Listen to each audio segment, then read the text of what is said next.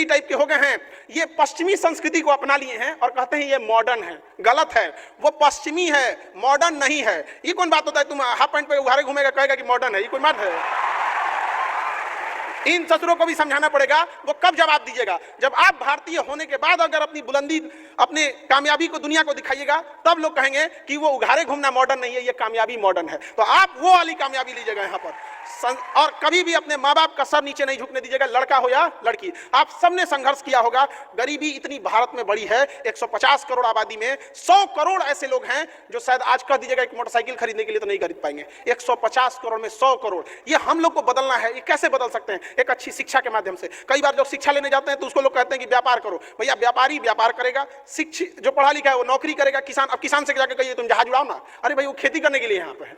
तो ये विडंबना है इस देश की। तो हर पायदान पे आपको मेहनत करने की जरूरत है। और सफलता कल भी कैसे मिलती थी? जब आप मेहनत करते थे, और आज भी कैसे मिलेगी? जब आप मेहनत करेंगे तब। सबको जीवन में संघर्ष होता है, ऐसा कोई नहीं है जिसके जीवन में संघर्ष नहीं है। अरे वह पत्थर भी जब तक छीनी हथौड़ी का मार नहीं झेलता है, जब तक मूर्त का रूप नहीं लेता है, तब तक लोग उसके आगे भी सर नहीं झुकाते हैं। पत्थर को भी झीलना होता है, लेकिन जिस पत्थर ने चोट नहीं सहा, लोग उस पर लात रख के चले जाते हैं। तो ये तो इतिहास है। जब आपको खदान से सोना मिलता है तो सोना आभूषण नहीं होता है। उसे आभूषण बनने के लिए भी ना आप आग में तपना पड़ता है, आग में जल के तपना पड़ता है, तब जाके वो आभूषण का रूप लेता है, तो मूल्यवान होता है यहाँ पे। अगर नहीं तपिएगा, नहीं बनिएगा, तो आपका कोई मोल नहीं रह जाएगा। अगर सूरज की तरह चमकना है तो सूरज की तरह जलने की क्षमता भी रखो। रात कितनी भी बड़ी क्यों ना हो, सुबह होने से नहीं रोक सकती। यहाँ तो भगवान को वनवास झेलना पड़ा था। सृष्टि के रचयिता जिनके एक उंगलियों पे क्या से क्या नहीं हो जाता, जब उन्हें वनवास झेलना पड़ता था। यहाँ पर मर्यादा पुरुषोत्तम राम जी जब वनवास जा रहे थे तो एक बड़ा अच्छी चीजें याद आई हमको। अभी रास्ते में हम थे तो वही याद आया हमको कि जब वो वनवास जा रहे थे तो बड़ी प्रमुख घटना हुई थी। क्योंकि अभी रास्ते में मारे थे तो नहीं, वो कुछ लोग पैसे मांगते हैं, किन्नर लोग, और ऐसे हाथ पे एक सिक्का रख के सर पे हाथ रख के दुआएं देते हैं। तो वहां से एक प्रचलन था कि जब राम जी जाने लगे तो अयोध्यावासी बड़ा प्रेम करते थे उनसे। सारे अयोध्यावासी रो रहे थे कि हमारे प्रभु जा रहे हैं। वो बड़ा अजीब सा मंजर था वो, और सब उनको छोड़ने आए कि हम चलते हैं चलते हैं। जब अयोध्या की सीमा समाप्त होने लगी तो वहां से मर्यादा पुरुषोत्तम राम जी लौटे, पीछे मुड़े और कहें कि आप सब लोग अब लौट जाएं, बच्चे, बूढ़े, माताएं, बहनें, पुरुष, स्त्री सब लौट जाएं। आप लोग यहाँ से अब लौट जाएं, हमारा वनवास का है। चूंकि वचन दिया हुआ है, रघुकुल रीत सदा चली आए, प्राण जाए पर वचन न जाए। तो वह वचन को तो निभाना था। तो वहां से उनकी बात मानकर लोग लौट गए। जब वनवास काट के, इतने लंबे समय का वनवास और काट के जब लौटे, तो जब अयोध्या की सीमा प्रारंभ होती है तो वहां पर कुछ किन्नर लोग खड़े थे, ट्रांसजेंडर। तो बड़ा अचंभा हुआ कि इतने लंबे वनवास करके आ रहे हैं और स्वागत में बस ये लोग हैं, और वो भी एकदम सीमा पर। तो अचंभा से पूछा गया कि ये क्या है, ये ही लोग बस हैं, स्वागत में तो होना चाहिए। कहा कि महाराज जी स्वागत के लिए लोग वहां खड़े हैं, आप आंखें बिछाए खड़े हैं, तरस गई अयोध्यावासियों की, लेकिन यहाँ ये लोग। तो उन्होंने कहा ये लोग? कहा कि महाराज जब आप वनवास जा रहे थे ना, तो उस समय आपने बोला था कि बूढ़े, बच्चे, स्त्री, पुरुष, महिला सब चली जाएं। आपने तो इनको बोला ही नहीं कि ये चले जाए। ये जब से वनवास में थे ये वहीं खड़े हैं, ये आए नहीं है स्वागत में, ये खड़े हैं वहीं पे। तो उस समय मर्यादा पुरुषोत्तम राम जी ने भावुक होकर कहा था कि तुम सर पे हाथ रख के जिसे आशीर्वाद दोगे उसका आशीर्वाद फलित हो जाएगा। आज भी वो परंपराएं हैं यहाँ पर। तो इस देश में तो भगवान लोगों को परीक्षा देनी पड़ी है, तो हम और आप किस डेक्ची के मसाला है, तपस्या तो करना ही पड़ेगा यहाँ पर। तो इससे भागना नहीं है यहाँ पर। तो इसलिए नहीं यहाँ पे। और यहाँ जब आप अच्छा काम कीजिएगा, जब भी कभी अच्छा काम कीजिएगा तो 10 लोग उंगलियां उठाएंगे। तो एक बार जरा सोचिएगा, सीता मैया को लोगों ने अग्नि परीक्षा बैठा दिया, हम लोग कौन चाहिए? वो क्या है हम लोग? अच्छा कहां पे बिठाया गया? कहां? लंका में नहीं, अयोध्या में बैठाया गया। तो ये क्या है? आपको प्रेरणा देता है, उनकी लीलाओं को समझिए। खाना था कि आप पे भी लोग उंगलियां उठाएंगे तो आपको साहस मिलना चाहिए, आपको देखना होना चाहिए कि जब हमने भी तकलीफ उठाई है तो आप लोग को भी उठाना पड़ेगा। लेकिन याद रखिएगा, वो उंगलियां उठाने वाले को आज कोई नहीं पूछता है, लेकिन आज भी सीता मैया सबके दिलों में रहती है।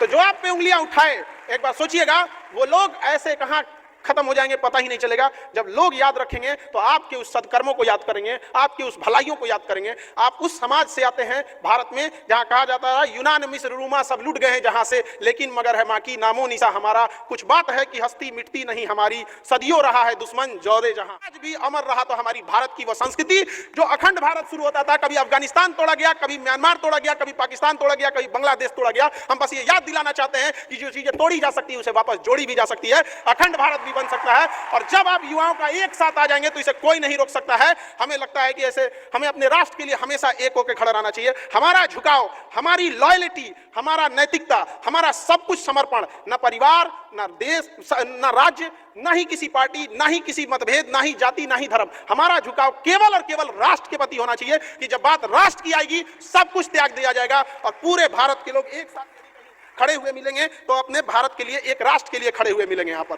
तो आप सब लोगों से यही उम्मीद करेंगे कि आप लोग जहां भी हैं, जिस क्षेत्र में भी हैं, अच्छे से काम कीजिए और एक बार उन गरीब लोगों के भी सोचिएगा जो कि मुख्य उद्देश्य है गायत्री परिवार का कि चाहे दुश्मन लाख आगे निकल जाए, एक दोस्त पीछे छूटना नहीं चाहिए यहाँ पर। तो एक समाज के अंतिम पीढ़ी को भी आपको नहीं छोड़ना, चाहे जहां भी हो जाइए। अभी हम तो शिक्षक हैं, हमको तो सुई मारने नहीं आए, हम डॉक्टर तो है नहीं, लेकिन अभी हम लोग ने हॉस्पिटल बना रहे हैं यहाँ पे। जब इतने मजबूर हो जाते थे लोगों को देखते हुए, कोई 8,000 10,000 का जब MRI करते थे, हमने बोला कि आ जाओ भैया हम यहाँ पे उसका आधा का आधा में कर दे, एकदम यहाँ जितना लगता है यहाँ एकदम मिनिमम से मिनिमम में। तो अभी हमको भी बड़ा उसमें हेक्टिक हो जाता है कि इधर एक कोचिंग देखना है, फिर उधर हॉस्पिटल देखना है। अभी कैंसर हॉस्पिटल के लिए भी वर्क कर रहे हैं, तो बड़ा लंबा हो जाता है। लेकिन फिर भी हमेशा याद रखिएगा, समाज के लिए जब आप कभी काम कीजिएगा ना, आपको थकान महसूस नहीं होगी, क्योंकि उस समाज की दुआएं आपके साथ रहेंगी यहाँ पर। और यह भारत का समाज है, हम सबको एक मिलकर रहना है। भारत कोई जमीन का टुकड़ा नहीं है जिसे अंग्रेज आके बांट के चले जाएंगे तो इसकी संस्कृति। भारत एक विचारधारा है, विचारधारा को कोई बांध नहीं सकता है, विचारधारा को कोई रोक नहीं सकता है। आज भी आप हिंदुस्तानी पासपोर्ट लेके जाएंगे तो दुनिया आपको इज्जत की नजर से देखेगी, ये देख के नहीं देखेगी कि कहीं फट जाएगा तो क्या होगा। यहाँ पर ये हमारी संस्कृति है और ये संस्कृति को हमने बना के रखा है। हम एक शिक्षक हैं, हम शिक्षकों के बीच में हमेशा ये बात कहते हैं। कई बार कुछ शिक्षक नाराज भी हो जाते हैं हमसे इस बात को। हम ये बात कहते हैं कि वर्तमान शिक्षकों का पैर छू के जो प्रणाम किया जाता है बच्चों के द्वारा, इसके लिए उनका मेहनत नहीं, हजारों सालों से उन ऋषि मुनियों की तपस्या है जो निस्वार्थ भाव से शिक्षा दिए हैं, उनके प्रति श्रद्धा है। आज का जो लोग हैं, आज तो व्यापार बना के रख दिए हैं, तो इसमें उतराना नहीं चाहिए। बच्चों ने तो अपना संस्कार नहीं भूला कि हमें गुरु के प्रति सम्मान देना है, लेकिन गुरु कब गुरु के भेष में व्यापारी बन गया पता ही नहीं चला। तो एक बार आप लोगों को भी ऐसे हमारी संस्कृति में शिक्षक के भेष में अगर कोई व्यापारी आ जाए तो उससे जरूर कहिएगा शिक्षा लिए हैं। जब आप गुरु के गुरु दक्षिणा लेंगे तो सम्मान भी होगा। कभी भी याद रखिएगा, अकेला चना भाड़ को करना पड़ेगा यहाँ पर। तो एक सामूहिक जिम्मेदारी होगी कि भारत को भारत रहने दिया जाए, ये भारत की जो मूल संस्कृति रहने दिया जाए यहाँ पर।